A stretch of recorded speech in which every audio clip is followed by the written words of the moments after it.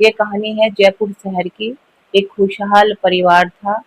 दो बहन भाई, माँ बाप। बाप की अच्छी सरकारी नौकरी कोर्ट में थी और उसने पैसा कमा के जयपुर शहर में दो अच्छे घर भी बना रखे थे, अलग अलग कॉलोनियों में। करोड़ों के घर थे। बाप के पास जमीन भी थी जो कि करोड़ों की थी। अब लड़की बड़ी हो जाती है, 22-23 साल की, और वो एलएलबी कर रही होती है। लड़का 15-16 साल का होता है, जो कि दिमागी रूप से ठीक नहीं होता, थोड़ा सा विकलांग होता है। अभी फिर क्या होता है कि बाप की ब्रेन हेमरेज होके डेथ हो जाती है, और उसके फिर जो बाप की सरकारी नौकरी होती है वो या तो बच्चों को मिलती है या पत्नी को मिलती है, जो इस लायक हो, पढ़ी लिखी हो तो पत्नी को मिल जाती है। अब जब बाप की डेथ के बाद तो बेटी बोली कि मम्मी ये नौकरी मैं कर लूंगी पापा की। तो माँ भी खुश, माँ ने कह दिया ठीक है कर ले बेटा। पर उसके बाद फिर रिश्तेदारों ने कहा कि जो ये नौकरी बेटी कर लेगी तो ये शादी करके दूसरे घर चली जाएगी, फिर तुम्हारा दोनों का खर्चा कैसे चलेगा, माँ बेटे का। जबकि वो बेटा जो है दिमागी रूप से विकलांग भी था, उसकी थेरेपी चलती थी, उसका खर्चा भी था। माँ भी कोई ज्यादा उम्र की नहीं थी, 45 साल की थी, तो उसके आगे भी अभी पूरा जीवन पड़ा था। तो उसके बाद जब सबने समझाया तो माँ ने कहा ठीक है बेटा, तुम्हारी तो अभी पूरी उम्र पड़ी है, तुम तो अभी एलएलबी कर रही हो, तुम्हारी गवर्नमेंट जॉब लग भी सकती है, तुम तैयारी कर लो नौकरी की, और मैं ये नौकरी कर लूंगी तुम्हारे पापा की। तो उस बात से लड़की खुश नहीं थी बिल्कुल भी। वो जिद पे अड़ गई कि नहीं मुझे ये नौकरी चाहिए।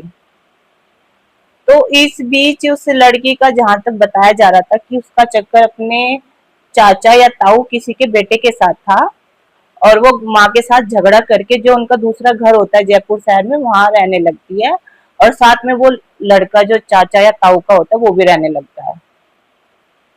और तो इस बीच वो मतलब क्या करती है कि काला जादू भी करती है घर पे, जिससे मतलब कुछ मरमुरा जाए या कुछ भी हो जाए।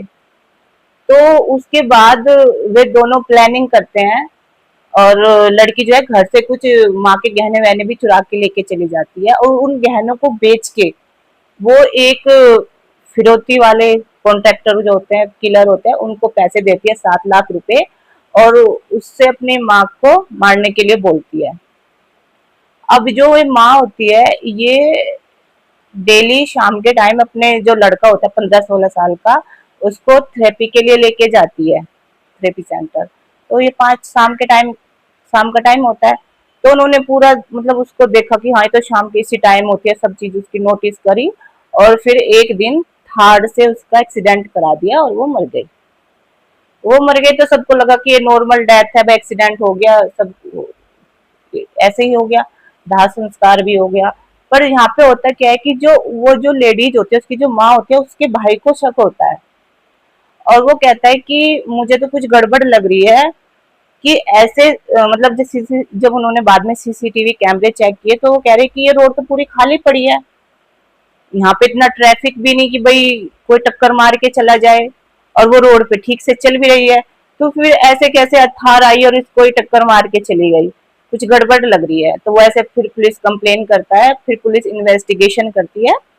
तो उसमें क्या आता है कि वो जो थार होती है वो एक जगह पुलिस वालों को मिल जाती है, और उसमें एक हरियाणा का नंबर होता है लिखा हुआ, मतलब उसके ऊपर जो कार का होता है। उसके बाद फिर पुलिस वाले हरियाणा में जाते हैं, और वहां से जिसकी वो कार होती है उसके घर पहुंच जाते हैं। तो वो बताते हैं कि मेरे यहाँ से तो एक आदमी इसको लेके गया था कुछ टाइम के लिए पैसे देके। फिर उस आदमी को पकड़ लेते हैं।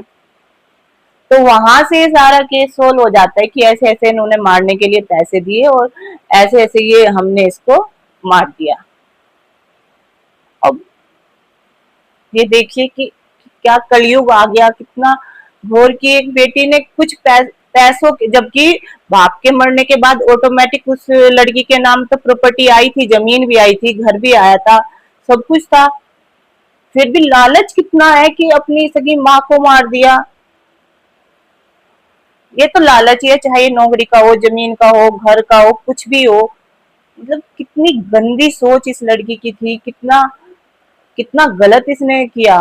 इसने एक पूरा मतलब अपनी माँ को मार दिया, भाई वो बेचारा विकलांग ठीक नहीं है, खुद ये सारे जीवन जेल में सड़ेगी, एक पूरा घर बर्बाद हो गया। तो ये एक सच्ची कहानी है जयपुर शहर की।